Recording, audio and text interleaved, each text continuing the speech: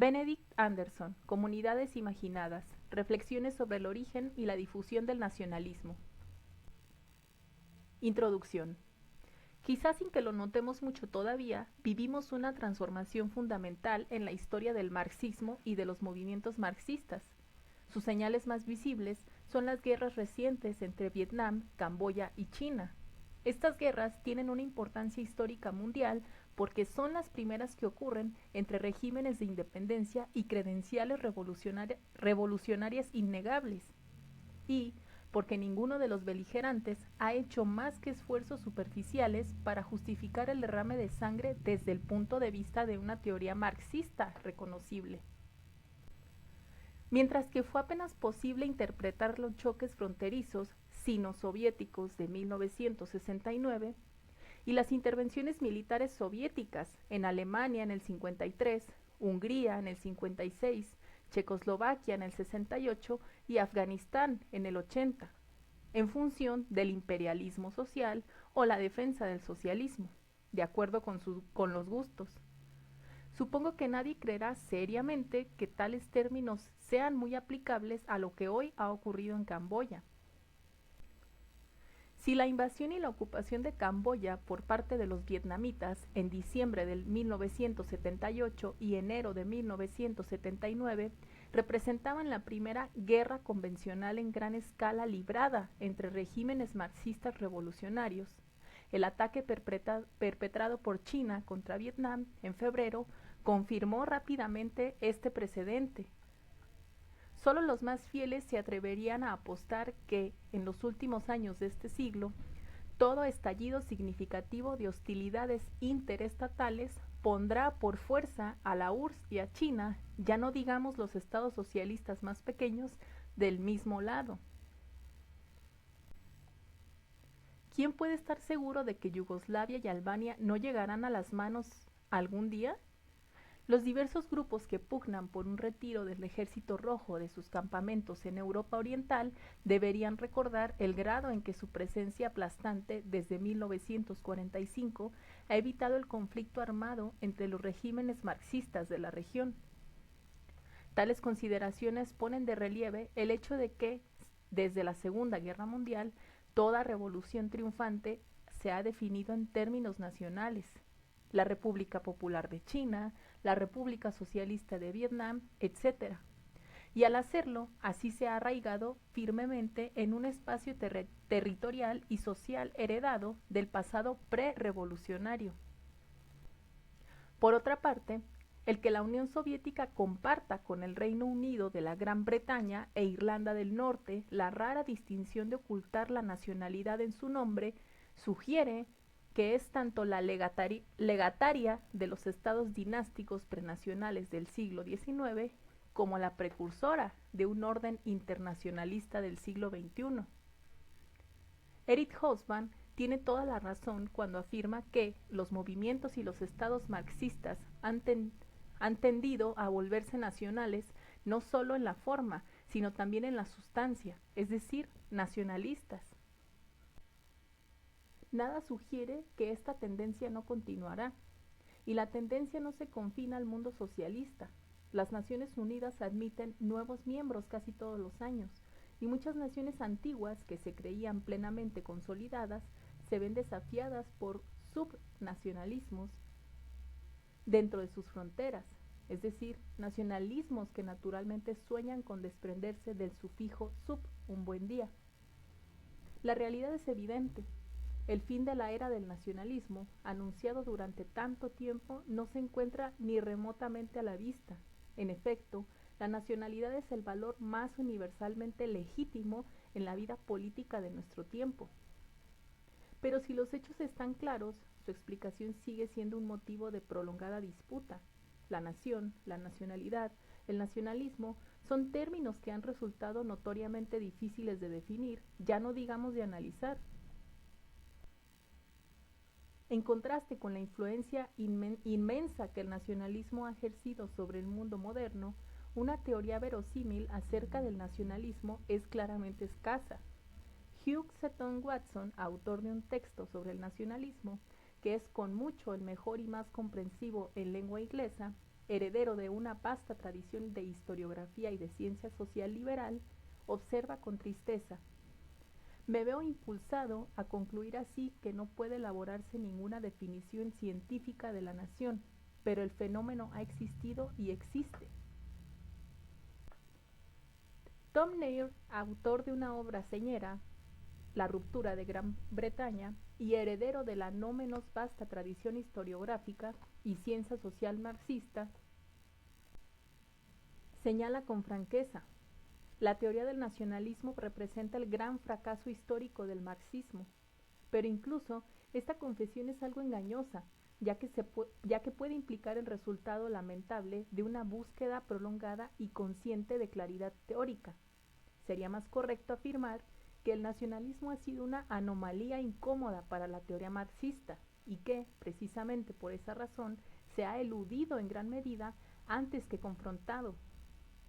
¿Cómo entender de otro modo la incapacidad del propio Marx para explicar el pronombre crucial de su memorable formulación de 1848, a saber, que el proletariado de cada país debe, por supuesto, arreglar cuentas ante toda su propia burguesía?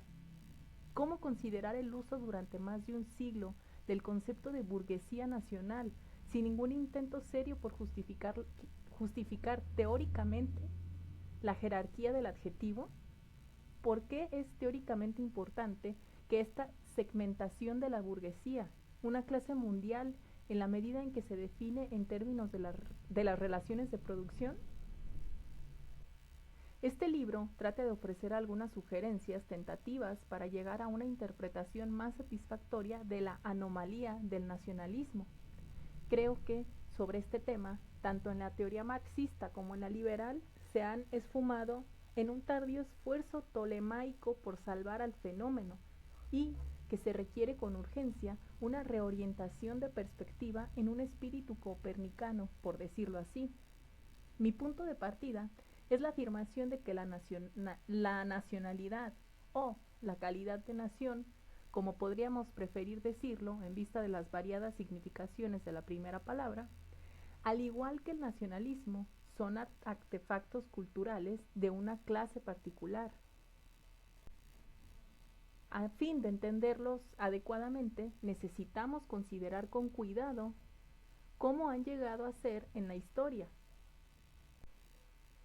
en qué formas han cambiado sus significados a través del tiempo y por qué, en la actualidad, tienen una legitimidad emocional tan profunda. Trataré de demostrar que la creación de estos artefactos a fines del siglo XVIII fue la destilación espontánea de un cruce complejo de fuerzas históricas discretas, pero que una vez creados se volvieron modulares, capaces de ser trasplantados con grados variables de autoconciencia a una gran diversidad de terrenos sociales, de mezclarse con una diversidad correspondientemente amplia de constelaciones políticas e ideológicas. También trataré de explicar por qué estos artefactos culturales particulares han generado apegos tan profundos. Conceptos y definiciones. Antes de examinar las cuestiones que acabamos de plantear, parece conveniente que consideremos brevemente el concepto de nación y obtengamos una definición operativa. Los teóricos del nacionalismo se han sentido a menudo desconcertados, por no decir irritados, ante estas tres paradojas. 1. La modernidad objetiva de las naciones a la vista del historiador frente a su antigüedad subjetiva a la vista de los nacionalistas. 2. La universalidad formal de la nacionalidad como un concepto sociocultural. En el mundo moderno, todos tienen y deben tener una nacionalidad, así como tienen un sexo, frente a la particularidad irremediable de sus manifestaciones concretas, de modo que, por definición, la nacionalidad griega es sui generis. 3. El poder político de los nacionalismos frente a su pobreza y a una incoherencia filosófica. En otras palabras, al revés de lo que ocurre con la mayoría de los ismos, el nacionalismo no ha producido jamás sus propios grandes pensadores. No hay por él un Hobbes, ni un Tocqueville, ni un Marx, ni un Weber. Esta vaciedad produce fácilmente cierta condescendencia entre los intelectuales cosmopolitas y multibilingües. Como Gertrude Stein, enfrente de Auckland, podemos concluir rápidamente que no hay nada allí. Resulta característico el hecho de que incluso un estudioso tan simpatizante del nacionalismo como Tom Nair pueda escribir que el nacionalismo es la patología de la historia moderna del desarrollo, tan inevitable como la neurosis en el individuo, con la misma ambigüedad esencial que ésta, una capacidad semejante e intrínseca para llevar a la demencia, arraigada en los dilemas de la impotencia que afectan a la mayor parte del mundo, el equivalente del infantilismo para las sociedades y en gran medida incurable. Parte de la dificultad es que tendemos inconscientemente a personificar la existencia del nacionalismo con N mayúscula, como si escribiéramos edad con una E mayúscula, y a clasificarla luego como una ideología. Adviértase que todos tienen una edad, la edad es solo una expresión analítica. Me parece que se facilitarían las cosas si tratáramos el nacionalismo en la misma categoría que parentesco y la religión, no en la del liberalismo o el fascismo. Así pues, con un espíritu antropológico propongo la definición siguiente de la nación: una comunidad política imaginada como inherentemente limitada y soberana. Imaginada porque aún los miembros de la nación más pequeña no conocerán jamás a la mayoría de sus compatriotas, no los verán ni oirán siquiera hablar de ellos, pero en la mente de cada uno vive la imagen de su comunión. Renan se refirió a esta imagen en su estilo afablemente ambiguo cuando escribió: la esencia de una nación está en que todos los individuos tengan muchas cosas en común y también que todos hayan olvidado muchas cosas. Con cierta ferocidad, Geller hace una observación semejante cuando sostiene que el nacionalismo no es el despertar de las naciones a la autoconciencia, sino que inventa naciones donde no existen. Sin embargo, lo malo de esa formulación es que Gellner está tan ansioso por demostrar que el nacionalismo se disfraza con falsas pretensiones que equiparan la invención a la fabricación y a la falsedad antes que a la imaginación y a la creación. En esta forma da a entender que existen comunidades verdaderas que pueden yuxtaponerse con ventaja a las naciones. De hecho, todas las comunidades mayores que las aldeas primordiales de contacto directo, y quizá incluso estas, son imaginadas. Las comunidades no deben distinguirse por su falsedad o legitimidad, sino por el estilo con que son imaginadas. Los aldeanos javaneses han sabido siempre que están conectados con personas que jamás han visto, pero esos lazos fueron imaginados alguna vez de esta manera tan particular, como redes infinitamente extensas de parentesco y clientela. Hasta hace muy poco tiempo, el idioma javanés no tenía ninguna palabra que significara la abstracción sociedad. Ahora podemos pensar en la aristocracia francesa, del antiguo régimen como una clase, pero es seguro que solo mucho tiempo después fue imaginada como tal. La respuesta normal a esta pregunta, ¿quién es el conde de X?, no habría sido un miembro de la aristocracia, sino el señor X, el tío del barón Y, o un cliente del duque Z. La nación se imagina limitada porque incluso la mayor de ellas, que alberga tal vez a 1.000 millones de seres humanos vivos, tiene fronteras finitas, aunque elásticas, más allá de las cuales se encuentran otras naciones. Ninguna nación se imagina con las dimensiones de la humanidad. Los nacionalistas más mesiánicos no sueñan con que habrá un día en que todos los miembros de la humanidad se unirán en su nación, como en ciertas épocas pudieron pensar los cristianos, por ejemplo, en un planeta enteramente cristiano. Se imagina soberana porque el concepto nació en una época en que la Ilustración y la Revolución estaban destruyendo la legitimidad del reino dinástico jerárquico, divinamente ordenado. Habiendo llegado a la madurez de una etapa de la historia humana en la que incluso los más devotos fieles de cualquier religión universal afrontaban sin poder evitarlo el pluralismo vivo de tales religiones y el alomorfismo entre las pretensiones ontológicas de cada fe y la extensión territorial. Las naciones sueñan con ser libres y con serlo directamente en el reinado de Dios. La garantía y el emblema de esta libertad es el Estado soberano. Por último, se imagina como comunidad porque, independientemente de la desigualdad y la explotación que en efecto pueden prevalecer en cada caso, la nación se concibe siempre como un compañerismo profundo, horizontal. En última instancia, es esta fraternidad la que ha permitido, durante los últimos 2 siglos, que tantos millones de personas maten y, sobre todo, estén dispuestas a morir por imaginaciones tan limitadas.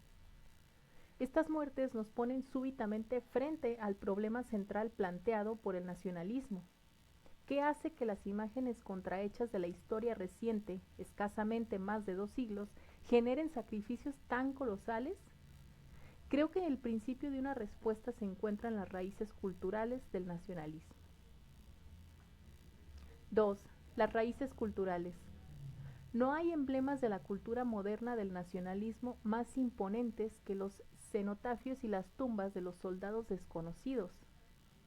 La reverencia ceremonial pública otorgada a estos monumentos, justo porque están deliberadamente vacíos y nadie sabe por quién yace ahí, no tienen verdaderos precedentes en épocas anteriores. Para sentir la fuerza de esta modernidad, solo tenemos que imaginar la reacción general ante el ingenioso que descubrió el nombre del soldado desconocido o insistió en llenar el cenotafio con cientos de huesos reales. Un extraño sacrilegio contemporáneo. Pero aunque estas tumbas estén vacías de restos mortales identificables o de almas inmortales, están saturadas de imaginerías nacionales fantasmales.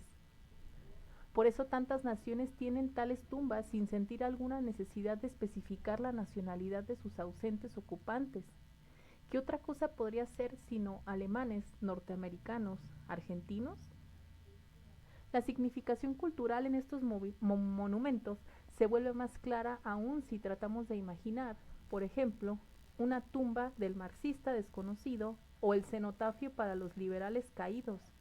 ¿Es inevitable una sensación de absurdidad? La razón es que ni el marxismo ni el liberalismo se ocupan mucho de la muerte y la inmortalidad. Si la imaginería nacionalista se preocupa tanto por ellas, esto sugiere una fuerte afinidad con imaginerías religiosas. En virtud de que esta afinidad no es fortuita, quizá convenga empezar por una consideración de las raíces culturales del nacionalismo, con la muerte como última de toda una gama de fatalidades.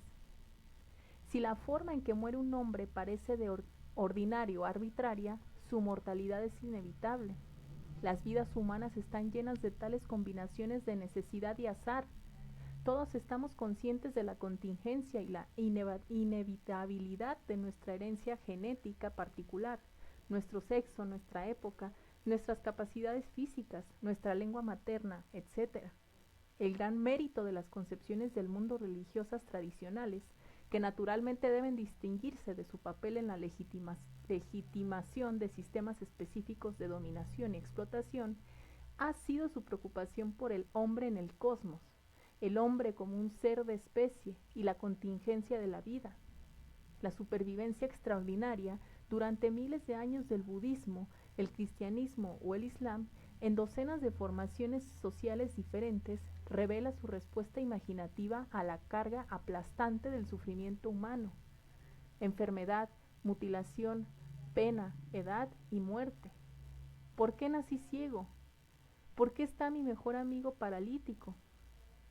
¿Por qué está mi hija tarada? Las religiones tratan de explicarlo. La gran falla de todos los estilos de pensamiento evolutivos y progresistas, sin excluir al marxismo, es que tales interrogantes se contestan con un silencio impaciente. Al mismo tiempo, en formas diferentes, El pensamiento religioso responde también a oscuras promesas de inmortalidad, generalmente transformando la fatalidad en continuidad, karma, pecado original, etc. En esta forma se ocupa de las conexiones entre los muertos y quienes no han nacido todavía, el misterio de la reencarnación. ¿Quién experimenta la concepción de su hijo sin captar difusamente una combinación de conexión, azar y fatalidad en un lenguaje de continuidad? De nuevo, la desventaja del pensamiento evolutivo y progresista es una hostilidad casi heraclitiana ante toda idea de continuidad.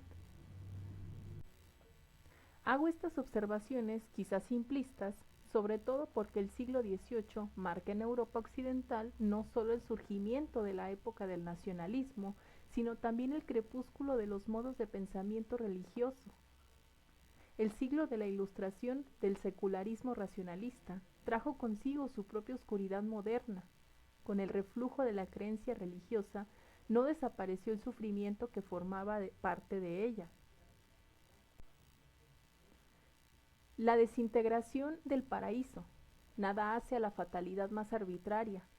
El absurdo de la salvación nada hace más necesario otro estilo de continuidad. Lo que se requería entonces era una transformación secular de la fatalidad en continuidad, de la contingencia en significado. Como veremos más adelante, pocas cosas eran o son más propicias para este fin que una idea de nación. Si se concede generalmente que los estados nacionales son nuevos e históricos, las naciones a las que dan una expresión política presuponen siempre de un pasado inmemorial y miran un futuro ilimitado, lo que es aún más importante. La magia del nacionalismo es la conversión del azar en destino. Podríamos decir, como Debray, sí, es enteramente accidental que yo haya nacido francés, pero después de todo, Francia es eterna. Por supuesto, no estoy diciendo que la aparición del nacionalismo hacia el final del siglo XVIII haya sido producida por la erosión de las certidumbres religiosas, ni que esa erosión no requiera en sí misma una explicación compleja. Tampoco estoy sugiriendo que el nacionalismo sucede históricamente a la religión. Lo que estoy proponiendo es que el nacionalismo debe entenderse alineándolo, no con ideologías políticas conscientes, sino con los grandes sistemas culturales que los precedieron, de donde surgió por oposición. La comunidad religiosa. Pocas cosas son más impresionantes que el vasto territorio del Islam que se extiende desde Marruecos hasta el archipiélago Zulú, el de la cristiandad que va desde Paraguay hasta Japón, y el del mundo budista, desde Sri Lanka hasta la península coreana.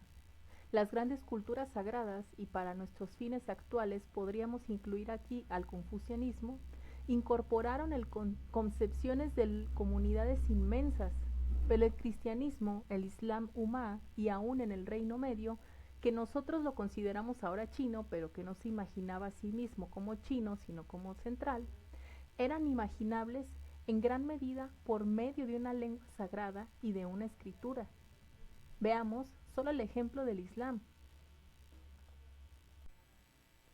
Si un maguindanao se encontraba a los berberes en la Meca, sin que supieran uno el idioma de los otros, incapaces de comunicarse oralmente, entendían sin embargo sus ideogramas, porque los textos sagrados que compartían solo existían en árabe clásico. En este sentido, el árabe escrito funcionaba como los caracteres chinos para crear una comunidad por los signos, no por los sonidos. El lenguaje matemático continúa ahora una antigua tradición. Los rumanos no tienen ni idea de la palabra que usan los tailandeses para el signo de más y viceversa, pero ambos lo comprenden. Todas las grandes comunidades clásicas se concebían a sí mismas como cósmicamente centrales, por medio de una lengua sagrada ligada a un orden de poder ultraterrenal. En consecuencia, el alcance del latín, el pali, el árabe o el chino escritos era entonces, en teoría, ilimitado. En efecto, cuanto más muerta estuviese la lengua escrita, más alejada del discurso, mejor, en un principio, Todos tienen acceso a un mundo puro de signos. Pero tales comunidades clásicas ligadas por las lenguas sagradas tenían un carácter distinto de las comunidades imaginadas de naciones modernas. Una diferencia esencial era la confianza de las comunidades antiguas en el carácter peculiarmente sagrado de sus lenguas y por ende sus ideas acerca de la admisión a la comunidad. Los mandarines chinos contemplaban con aprobación a los bárbaros que laboriosamente aprendían a pintar ideogramas del Reino Medio. Estos bárbaros estaban siempre a medio camino de la integración total. El civilizado a medias es mucho mejor que el bárbaro. Tal actitud no era ciertamente peculiar de los chinos, ni se confiaba a la antigüedad. Considérese, por ejemplo, la siguiente política sobre los bárbaros, formulada por Pedro Fermín de Vargas, liberal colombiano de principios del siglo XIX. Para expandir nuestra agricultura habría necesidad de hispanizar a nuestros indios. Su ociosidad, estupidez e indiferencia hacia los esfuerzos humanos normales nos lleva a pensar que provienen de una raza degenerada que se deteriora en proporción a la distancia de su origen. Sería muy conveniente que se extinguieran los indios, mezclándolos con los blancos, declarándolos libres de tributo y otros cargos, y otorgándoles la propiedad privada de la tierra. Cuán notable resulta que este liberal proponga todavía la extinción de los indios, en parte, declarándolos libres de tributo y otorgándoles la propiedad privada de la tierra, en lugar de exterminarlos con rifles y microbios, como empezarían a hacerlo pronto sus herederos de Brasil, Argentina y en Estados Unidos. Adviértase también, junto con la crueldad condescendiente, un optimismo cósmico. El indio es en última instancia redimible, por su impregnación con el civilizado, semen de los blancos y con la adquisición de la propiedad privada, como todos. Qué diferente es la actitud de Fermín de la preferencia del imperialista europeo posterior para los malayos, gurkas y hausas genuinos sobre las medias castas semieducados y etc.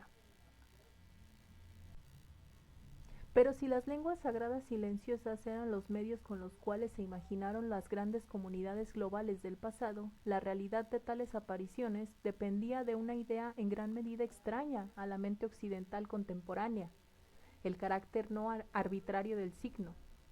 Los ideogramas de los chinos, los latinos o los árabes eran emanaciones de la realidad, no sus representaciones fabricadas al azar. Estamos familiarizados con la prolongada disputa sobre la lengua apropiada, el latín o la lengua vernácula, para la masa. En la tradición islámica, hasta hace poco tiempo, el Corán era literalmente intraducible y por lo tanto no se traducía, porque la verdad de Alá era accesible solo mediante los signos verdaderos, insustituibles del árabe escrito. No hay aquí ninguna idea de un mundo tan separado de la lengua que todas las lenguas sean signos equidistantes y por ende intercambiables para denotarlo. En efecto, la realidad ontológica es aprendible solo a través de un sistema singular, privilegiado de representación, la lengua verdadera del latín eclesiástico, el árabe coránico o el chino de los exámenes. Y como las lenguas verdaderas, imbuidas de un impulso en gran parte ajeno al nacionalismo, tienden hacia la conversión. Por conversión no entiendo la aceptación de lemas religiosos particulares, sino la absorción alquímica. El bárbaro se vuelve un miembro del Reino Medio. El rifeño se vuelve musulmán.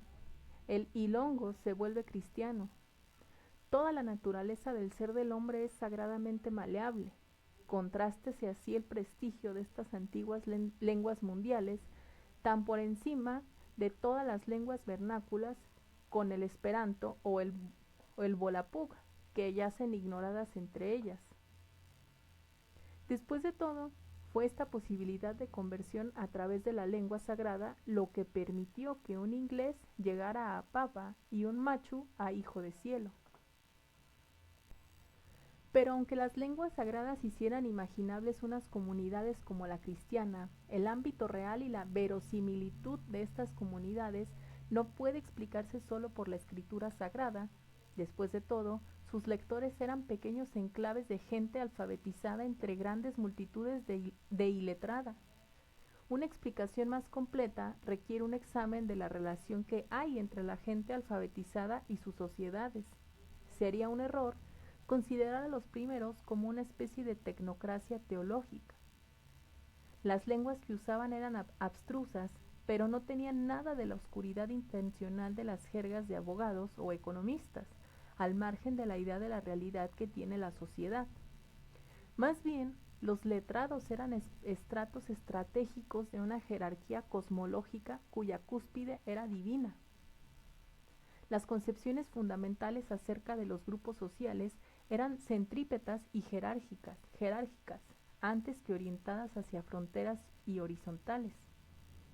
El asombroso poder del papado en su apogeo solo puede comprenderse en términos de un clero transeuropeo que escribía en latín, y una concepción del mundo, compartida virtualmente por todos, en el sentido de que la inteligencia bilingüe, al meditar entre la lengua vernácula y el latín, mediaba entre la tierra y el cielo. Lo terrible de la excomunión refleja esta cosmología. Pero a pesar de toda la grandeza y el poder de las grandes comunidades religiosamente imaginadas, su coherencia inconsciente se desvaneció a partir de fines de la Edad Media. Entre las razones de esta declinación, quiero destacar aquí solo las dos que se encuentran directamente relacionadas con la peculiar calidad sagrada de estas comunidades. El primer lugar está el efecto que causaron las exploraciones del mundo no europeo, sobre todo en Europa, pero no solo en ella. Ampliaron repentinamente el horizonte cultural y geográfico y, por ende, la concepción que tenían los hombres de las posibles formas de vida humana. El proceso ya es evidente en el más sobresaliente de todos los libros de viajes europeos. Considérese la siguiente descripción del deslumbrante de Kublai Khan, hecha por el buen cristiano veneciano Marco Polo a finales del siglo VIII. El gran Khan, habiendo obtenido esta victoria memorable, volvió con gran pompa y festejo a la ciudad capital de Kambalú. Esto ocurrió en el mes de noviembre y continuó residiendo allí durante los meses de febrero y marzo, en los que se celebraba nuestra festividad de la Pascua. Consciente de que esta era una de nuestras solemnidades principales, el Khan ordenó que todos los cristianos acudieran a él y llevaran consigo su libro, el que contiene los 4 evangelios. Tras ordenar que lo perfumaran repetidamente con incienso, en una forma ceremoniosa, lo besó con devoción y ordenó que lo mismo hicieran todos sus nobles presentes. Esta era su práctica habitual en cada una de las principales festividades cristianas, como la Pascua y la Navidad, y lo hacían también en las festividades de los sarracenos, los judíos y los idólatras. Cuando se le preguntó por los motivos de este comportamiento, dijo: hay 4 grandes profetas reverenciados y adorados por todas las diferentes clases de la humanidad. Los cristianos consideran a Jesucristo como su divinidad, los sarracenos a Mahoma, los judíos a Moisés y los idólatras a Sogomon-Bar-Khan, el más eminente de sus ídolos. Yo honro y respeto a los 4 e invoco en mi auxilio a cualquiera de ellos en efecto reine en el cielo, pero por la forma como actuaba su majestad, hacía que ellos es evidente que consideraba la fe de los cristianos como la más verdadera y la mejor. Lo notable de este pasaje no es tanto el tranquilo relativismo religioso del gran mongol, sigue siendo un relativismo religioso, como la actitud y el lenguaje de Marco Polo.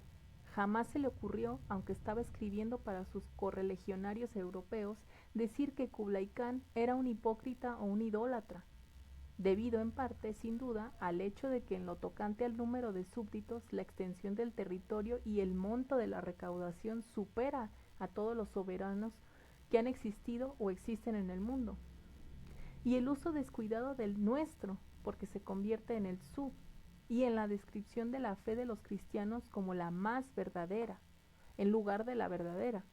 Podemos detectar las semillas de una territorialización de las creencias que anuncia el lenguaje de muchos nacionalistas.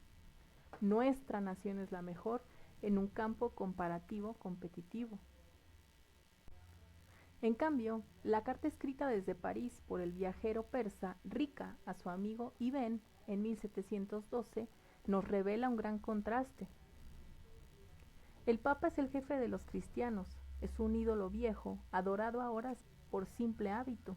Antes era formidable, incluso entre los príncipes, ya que podía deponerlos con tanta facilidad como nuestros magníficos sultanes deponen a los reyes de Iremetia o de Georgia. Pero nadie lo teme. Afirma ser el sucesor de uno de los primeros cristianos, llamado San Pedro, y es ciertamente una rica sucesión, ya que su tesoro es inmenso y tiene a un gran país bajo su control. Las invenciones deliberadas y complicadas del católico del siglo XVIII reflejan el realismo ingenuo de su antecesor del siglo VIII, pero ahora la relativización y la territorialización tienen una intención enteramente consciente y política. ¿Será poco razonable que veamos una elaboración paradójica de esta tradición que evoluciona en la identificación del gran Satán hecha por el ayatolá Khomeini no como una herejía, ni siquiera como un personaje demoníaco, sino como una nación? En segundo lugar, había una degradación progresiva de la propia lengua sagrada. Escribiendo acerca de la Europa occidental medieval, observó Bloch que el latín era solo la única lengua en que se enseñaba, sino que era la única lengua que se enseñaba. Este segundo única muestra muy claramente el carácter sagrado del latín. Se pensaba que ninguna otra lengua merecía ser enseñada. Pero esto estaba cambiando con rapidez hacia el siglo XVI. No nos detendremos a examinar aquí las razones del cambio. Más adelante discutiremos la importancia central del capitalismo impreso. Bastará recordar su escala y su ritmo. Febre y Martin estiman que el 77% de los libros impresos antes de 1500 estaban todavía en latín, lo que significaba, sin embargo, que el 23% se encontraba ya en lenguas vernáculas. Si solo 8 de las 88 ediciones impresas en París en 1501 no estaban en latín, después de 1575 había una mayoría que estaban en francés. La hegemonía del latín estaba condenada, a pesar de su recuperación temporal durante la Contrarreforma. Tampoco hablamos simplemente de una popularidad general. Tiempo después, pero a una velocidad no menor, el latín dejaba de ser el idioma de una alta inteligencia paneuropea. En el siglo XVII, Hobbes era una figura de renombre continental porque escribió en la lengua verdadera. En cambio, Shakespeare, que escribía en la lengua vernácula, era virtualmente desconocido al otro lado del canal. Y si el inglés no se hubiera convertido, 200 años más tarde, en la lengua preeminente del imperio mundial, no habría retenido en gran parte su oscuridad insular original. Mientras tanto, algunos escritores del otro lado del canal, que casi eran contemporáneos como Descartes y Pascal, despachaban la mayor parte de su correspondencia en latín, pero virtualmente toda la correspondencia de Voltaire estaba en lengua vernácula. Después de 1640, cuando era cada vez menor el número de los libros que se publicaban en latín y cada vez mayor el de los libros que se publicaban en lenguas vernáculas, la publicación estaba dejando de ser una empresa internacional. En una palabra, la caída del latín era el ejemplo de un proceso más amplio en el que las comunidades sagradas, integradas por las antiguas lenguas sagradas, gradualmente se fragmentaban, pluralizaban y territorializaban.